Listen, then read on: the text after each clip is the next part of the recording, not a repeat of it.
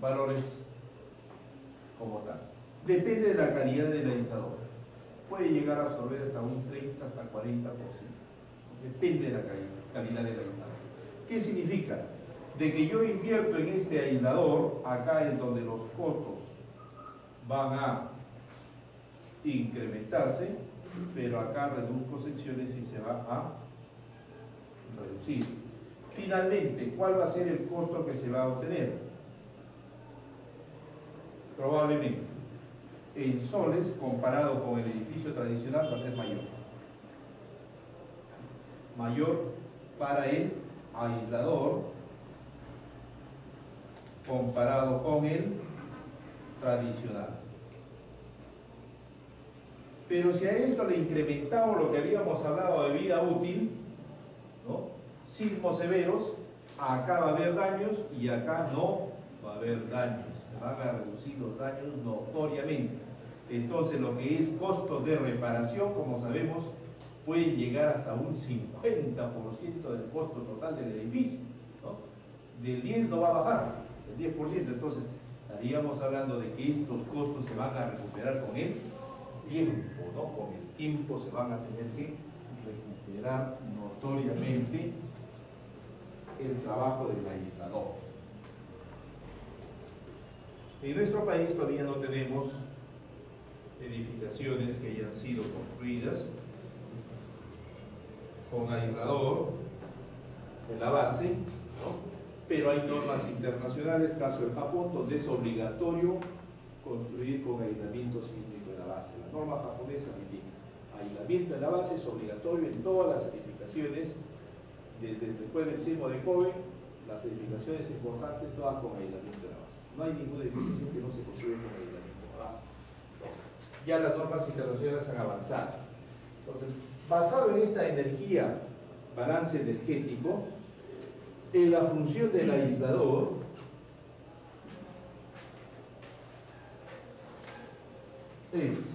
¿qué es lo que va a suceder? Primero, el edificio o los edificios no podrían estar juntos. Primer problema, los edificios no podrían ser este edificio y al otro, al lado, totalmente pegado al siguiente edificio. No, tiene que haber una separación entre edificios para poder, generalmente se trabaja con edificios aislados, ¿no? Edificaciones importantes, una clínica, un hospital, es necesario utilizarlo, ¿no? Entonces, aislador. Primer problema es que para edificaciones tipo viviendas saldría demasiado caro los costos. Para viviendas no se recomienda por costo que se incrementa mucho, pero para una edificación esencial o importante, sí.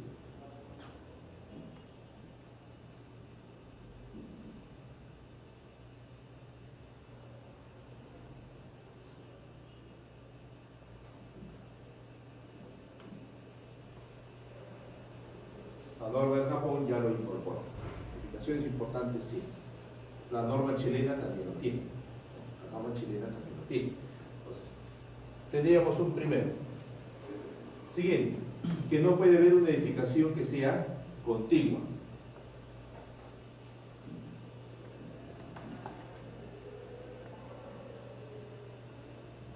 Tiene que haber una separación para que trabaje correctamente el aislador. El aislador, ¿qué es lo que me va a producir? Primero, lo que es el desplazamiento lateral,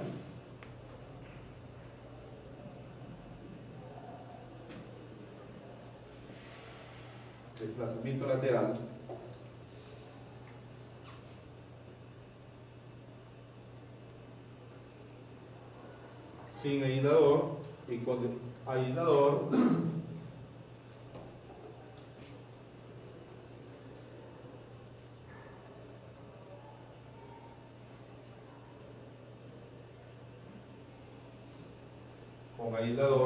esto también se va a desplazar un poco,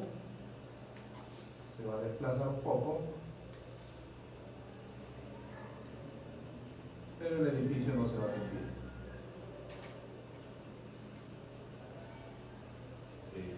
coeficiente. Entonces este es el tradicional.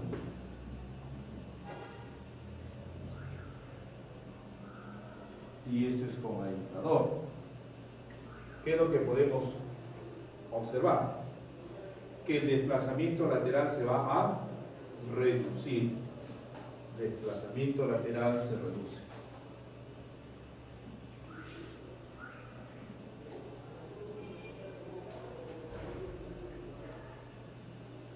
El desplazamiento lateral se va a reducir.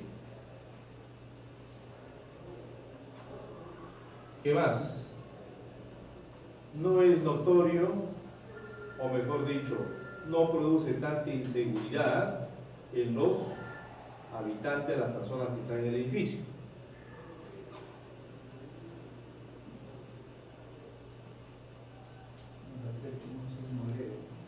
Exacto.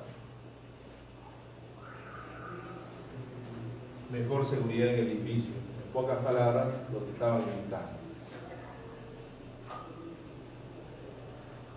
Sismo intenso se convierte en intermedio. Sismo intermedio en bajo, ¿no? Entonces se reduce lo que es el movimiento y el pánico, lógicamente, en las personas, notoriamente. ¿Por qué? Porque está disipando energía, está absorbiendo energía, reduce su desplazamiento lateral. ¿Y qué pasa con las fuerzas?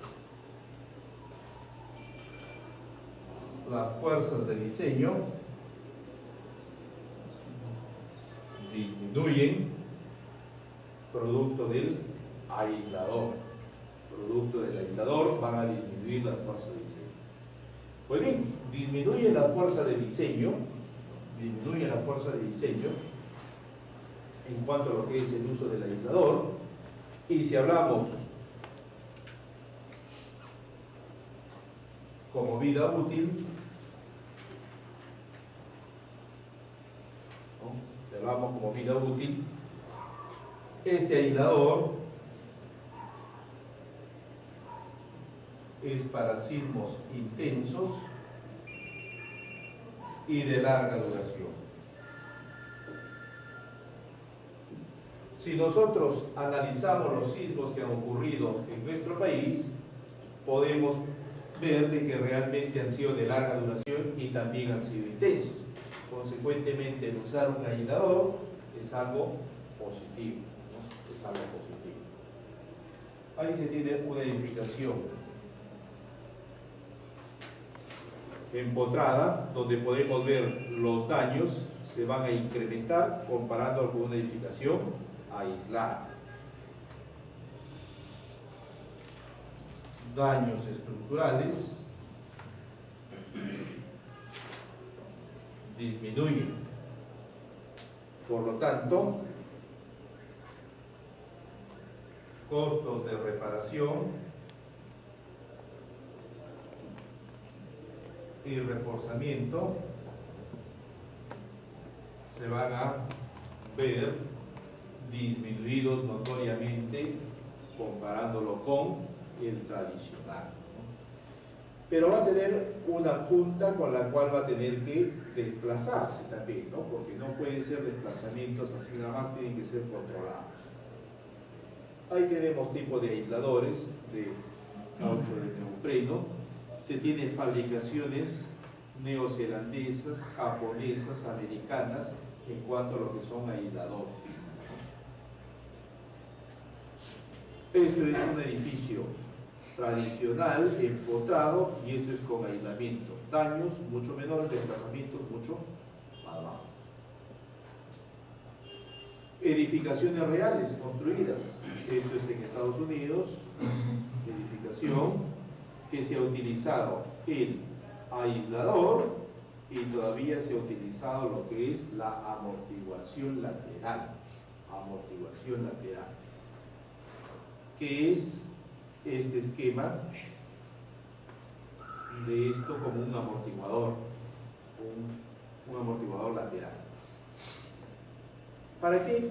Disipación. Entonces, hay diferentes esquemas. Si todo esto lo miramos en el SAP 2000, les aparece pues hay aisladores de fricción, metálicos, hay de caucho de neopreno, hay de todo aisladores, hay un sinnúmero de aisladores, ¿no? Y también hay lo que es netamente el efecto de la amortiguación. En cuanto a lo que se ha utilizado en nuestro país, lo mismo del aislador, pero ahora con el edificio. Con el edificio se ha utilizado en el aeropuerto Jorge Chávez lo que se denomina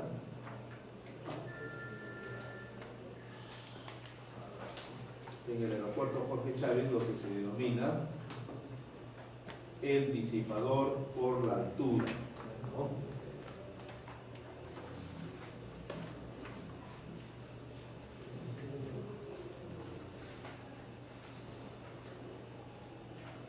Disipador por la altura, ya ha habido experiencias, igual que los aisladores, ha habido experiencias en países industrializados, pero esto de disipador de energía también ya se ha tenido en otros países como México, Chile, ¿no?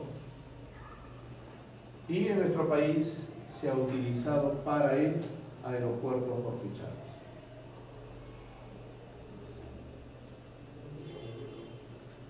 ¿Cuál es el trabajo del disipador? Es el mismo, en forma análoga al aislador, pero ahora por la altura. Tengo un edificio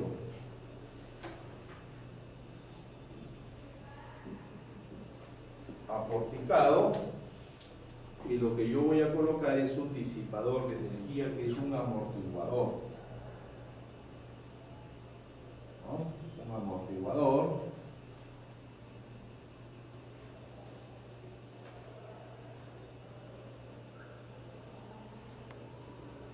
por decir de esta forma.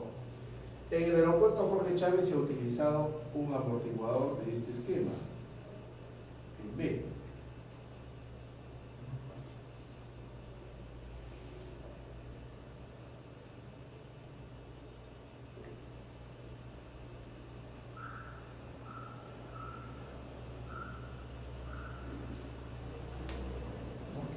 Esto se ha hecho en Jorge Chávez.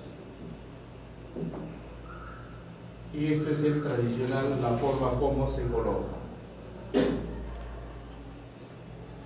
¿Qué consideraciones hay que tener? Hay que colocarlos del primer al último piso.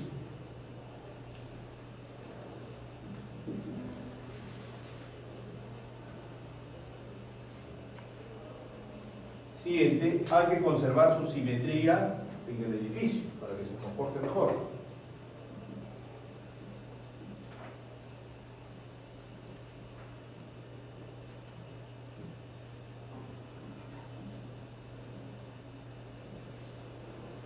Para no interferir la parte interna, generalmente se coloca en las partes periféricas, en el perímetro del edificio.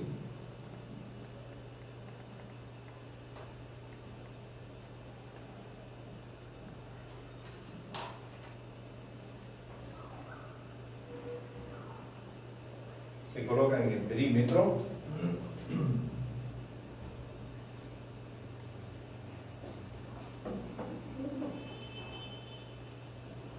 Hay de diferentes tipos de materiales. En el aeropuerto Jorge Chávez se ha utilizado un disipador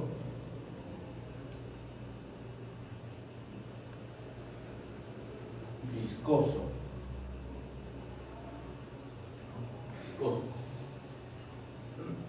Es un disipador que tiene líquido interior, que va a funcionar como un pistón de un auto. Ese es el trabajo. Entonces, este disipador siempre va a trabajar en tracción y compresión. Se tracciona automáticamente producto del movimiento que se va a desplazar y luego comprime para poder retornar a su posición inicial. Igual que el trabajo anterior, desplazamiento lateral lo va a reducir, fuerzas de diseño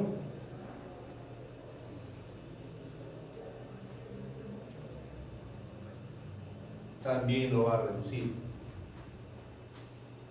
fuerza de diseño también lo va a reducir, va a dar mayor seguridad en la edificación y es importante para sismos intensos y de larga duración. La ecuación es la misma. Energía del sismo es energía del edificio más energía del disipador.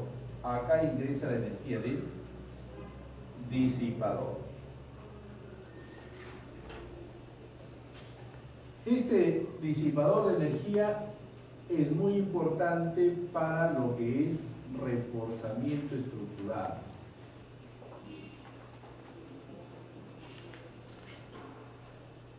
Si nosotros miramos las diversas ciudades de nuestro país, vamos a ver de que la gran mayoría siempre tiene edificios tradicionales en los centros de la ciudad y que son relativamente altos.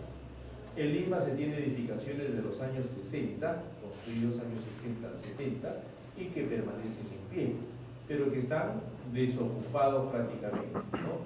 Ya son edificaciones antiguas, pero que después de la experiencia de Jorge Chávez se piensa reforzar utilizando también esa tecnología. Lo que se está esperando es cómo va a trabajar el disipador del aeropuerto Jorge Chávez. Ya fue construido. En el aeropuerto Jorge Chávez, como ustedes saben, fue construido en la época de los años 60. Significa de que era cuando todo era por carga de gravedad vertical. Se hizo un estudio y en este aeropuerto Jorge Chávez faltaba tenía un déficit del 40%, que no podía disipar esa energía, 40% de la anterior con la norma actual. Como se tenía este 40%, hay que reforzar. Para reforzar se vieron varias alternativas, fibra de carbono, se vieron alternativas como lo que es encarnizados, ¿no? Y se llegó a la conclusión, malograban todo lo que era la arquitectura. En segundo lugar, el tránsito de las personas iba a complicarse porque son zonas de mantenimiento y trabajo, y a la única alternativa que volvieron a llamarlo a Gallegos y a Pasabón, llegaron que la única alternativa era, y la mejor, utilizar el disipador. Estos disipadores viscosos han sido comprados e importados desde los Estados Unidos. Acá no producimos, se ha importado, se ha colocado, se tiene un mantenimiento. En ciertos momentos uno pasa por el aeropuerto y puede observar de que ahí está una zona cerradita donde están verificando, calibrando lo que es el trabajo del disipador. Es decir, hay que hacer un mantenimiento también. Perfecto. Vino el sismo del año 2007, lastimosamente no trabajó porque Lima llegó con poca intensidad. ¿Y cuándo va a trabajar el disipador? El disipador primero tiene el trabajo, me dice: señores, elementos de corte,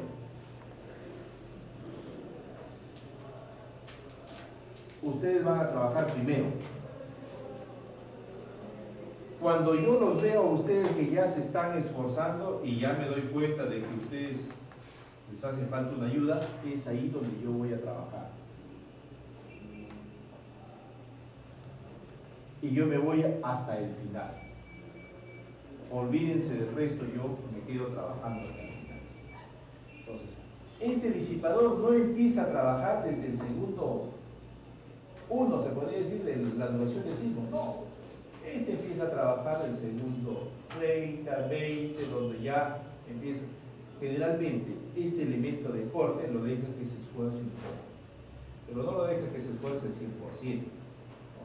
No deja que se esfuerce aproximadamente a un 60-70%. Una vez que llegue hasta ahí, ahí le dice: yo de acá voy a trabajar y tú me vas a ayudar, pero siempre con ese porcentaje que tú tienes, nada más, o un poco menos posible, probablemente. Y toda la estructura va a trabajar siempre en ese porcentaje. En pocas palabras, no va a haber daño. Lo que se espera es que no haya daño. Como no ha sido probado todavía en nuestra realidad, ¿no? Pero en otros países ha sido probado y se ha comportado muy bien, ¿no? Es una tecnología ya industrializada y usada a nivel mundial, normal. ¿No? Hay un proyecto en nuestro país de lo que es usar el aislador y usar el disipador de energía. Hay un proyecto, pero todavía no está dentro de la norma. Una amplificación, un aporte a la norma, podría ser una adenda a la norma, en la cual se incluye lo que es el efecto de disipación y el efecto de amortiguación. Todavía no ha llegado, pero ya existe un proyecto. En cuanto a lo que es la interacción suelo-estructura, también tiene que ver con todo esto. Si incorporamos al suelo, el suelo es un amortiguador por excelencia, pero no absorbe estos porcentajes que absorben estos señores de acá. El suelo absorbe el 7%, el 8%, dependiendo del tipo de suelo. Si es un suelo muy rígido, hablemos del 30, 40% cuando son suelos muy rígidos. ¿No? Pero cuando son suelos flexibles, pues absorben muy poco. ¿No? Entonces, también el suelo es un disipador de energía por excelencia, ¿no? El suelo es un disipador de energía, por eso es que no deja que las ondas viajen libremente y sobreesfuercen a toda la estructura. En cuanto a lo que es la interacción,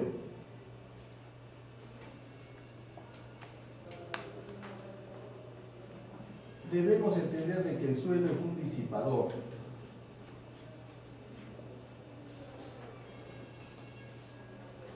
Siendo el rígido el que absorbe más y el flexible el que absorbe menos. El disipador, el rígido es el que absorbe más, lógicamente, disipa más. Pero si hablamos de la interacción suelo-estructura, no podríamos hablar de este modelo que se llama el péndulo invertido, cómo ha ido avanzando la interacción suelo-estructura en los años. El péndulo invertido son las masas a nivel de entrepisos colocadas, conectadas entre sí, empotradas en la base, donde la componente lateral y mutuamente perpendicular no la voy a poder ver cómo va a influenciar en todo esto. Ese es un problema del péndulo invertido, no se ve la interacción. Luego vino Rayana y Munirudrapa de la India. Ellos plantearon que la interacción en uno de los congresos mundiales plantearon que la interacción debería ser igual que el péndulo invertido, pero conectados elásticamente. Si hablamos de nuestra norma, como es la conexión entre los centros de masa, no permite el desplazamiento vertical, está restringido en nuestra norma. Y lo que es la cimentación, ¿qué es lo que incluyeron? Desplazamiento lateral y rotación, lo que podemos observar. Desplazamiento lateral, ¿qué es lo que aparece? Rigidez de un resorte y amortiguación. ¿Qué implica con ello? Dijeron, el suelo, primer aporte, tiene un comportamiento elástico hasta cierto punto e inelástico. Elástico va a ser a través del resorte, inelástico a través del amortiguador. Por lo tanto, todos los suelos tienen una amortiguación respectiva. Tienen una amortiguación respectiva, todos. Komori, del Japón, continuó con el péndulo invertido, masas a nivel de entrepisos, y lo que es la platea de cimentación lo esquematizó donde se podía producir desplazamientos laterales y rotaciones alrededor del eje vertical. Entonces ya Komori dio otro aporte, ¿no? Primero, Rayana y Munirudrapa nos dieron el aporte de que era elástico e inelástico.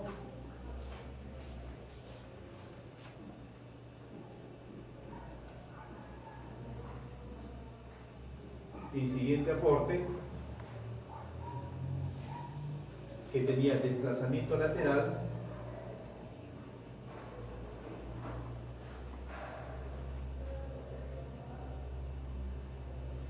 y una rotación.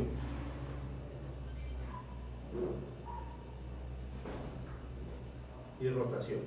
El desplazamiento lateral solamente lo vieron como un desplazamiento en este plano hacia acá y la rotación en este sentido. Es decir, estaban hablando en un plano. Ya, Kobori dice, el desplazamiento es en X y el desplazamiento es en Y, en las dos direcciones. Segundo aporte, la rotación también es alrededor del eje Z.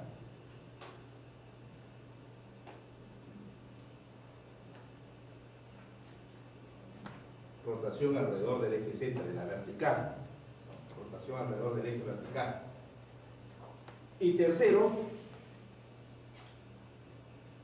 que las conexiones no son elásticas entre pisos, sino son, como indica la norma, restringiendo el desplazamiento vertical entre conexiones.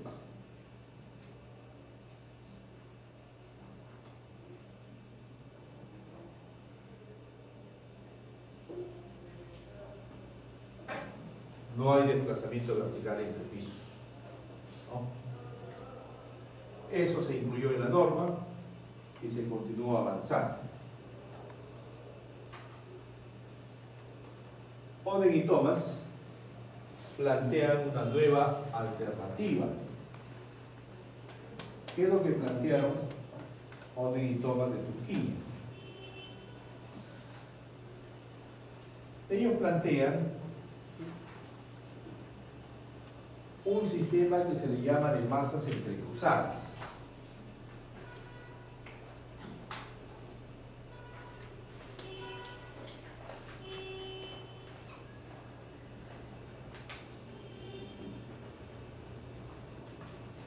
Las masas entrecruzadas las colocaron a nivel de conexiones.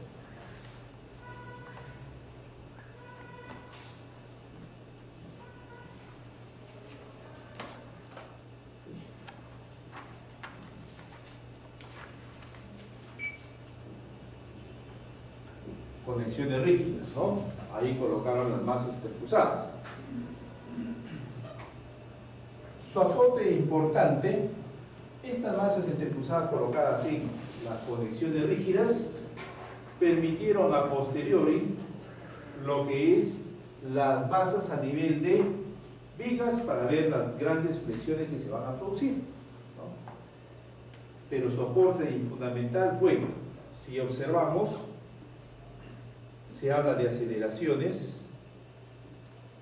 Este punto tiene una aceleración determinada, este otro punto tiene otra aceleración, este tiene otra aceleración. Son diferentes las aceleraciones en la longitud del edificio. Consecuentemente,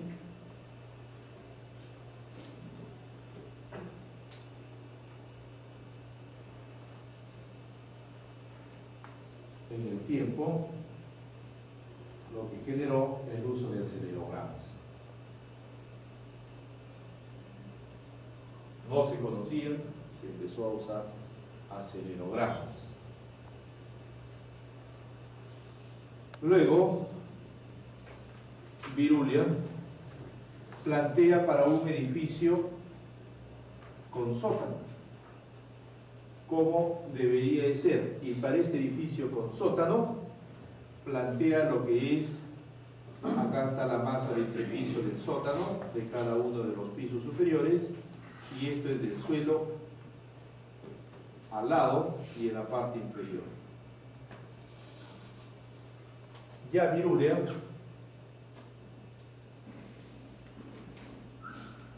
lo que tiene como aporte es la modelación del suelo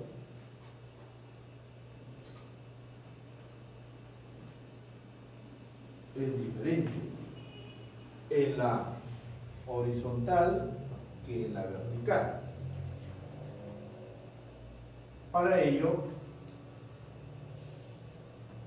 utiliza el método de elementos finitos en la modelación del suelo.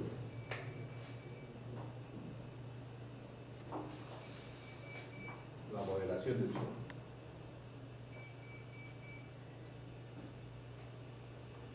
UCLEVA tiene un aporte importante. Si nosotros podemos observar a nivel de la superestructura, continúa tipo péndulo, desplazamiento lateral y una rotación.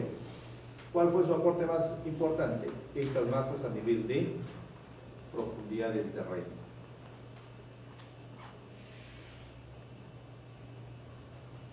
UCLEVA lo que indica es que el suelo es diferente por cada uno de los estratos.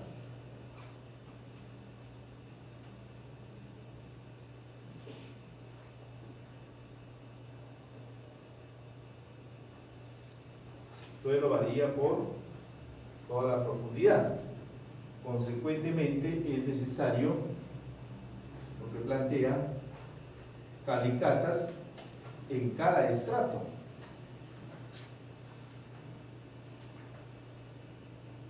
Es decir, el suelo ya no es uniforme.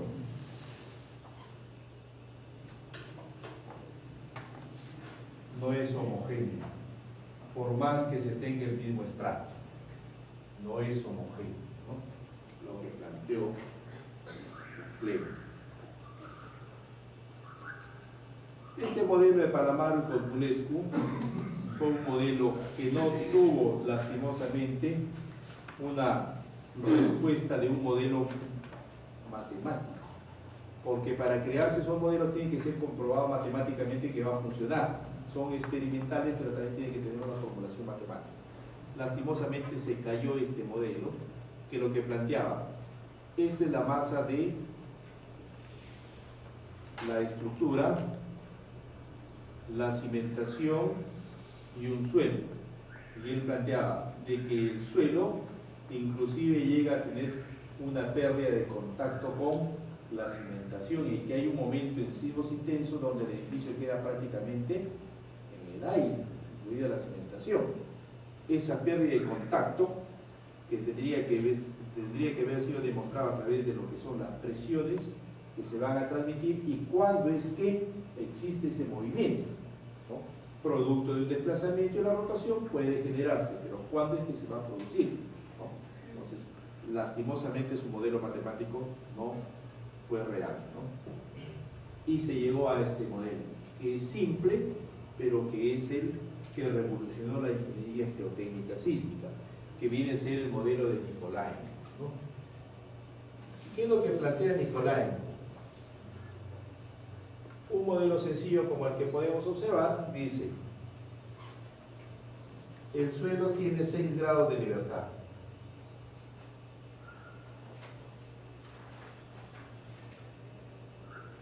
Consecuentemente tendrá que tener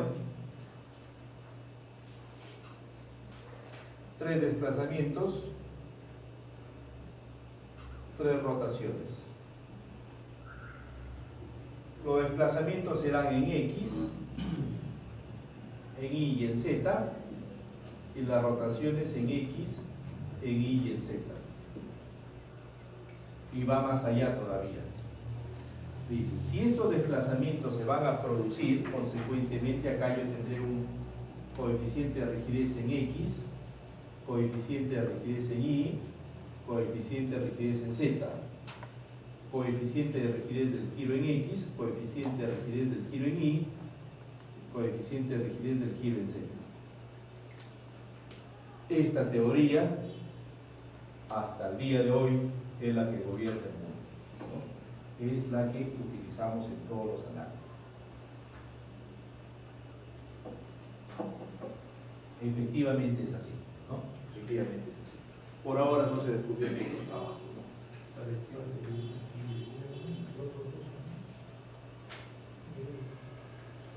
Y esto es lo que utiliza la norma peruana. Masas a nivel de entrepisos, mejor dicho, diafragma rígido, conexiones rígidas entre pisos, empotrado.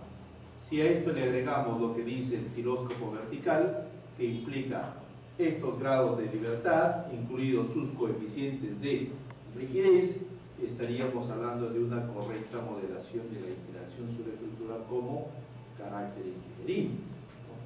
Entonces, a un ingeniero, ¿qué es lo que le hace falta?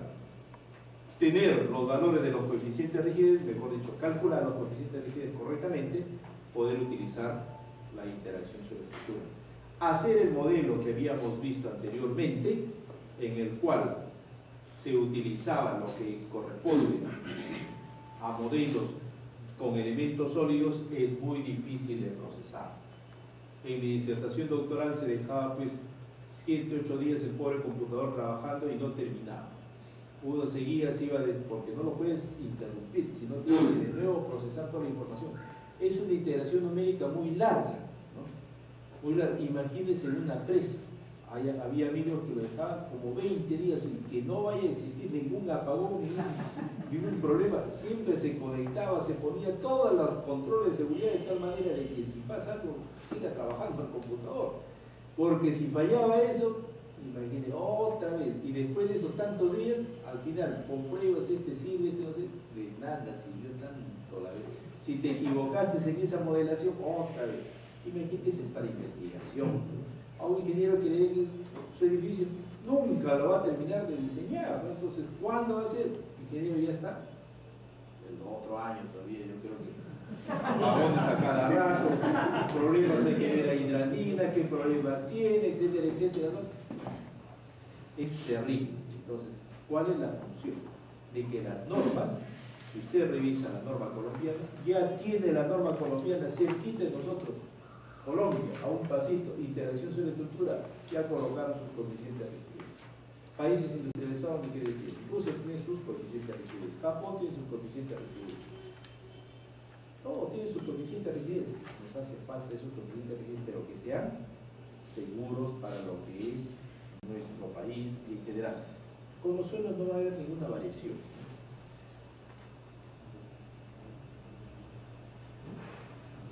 Esto, el semiespacio elástico, es lo que gobierna el mundo actual, que es lo mismo que acá, pero ¿qué le agregó?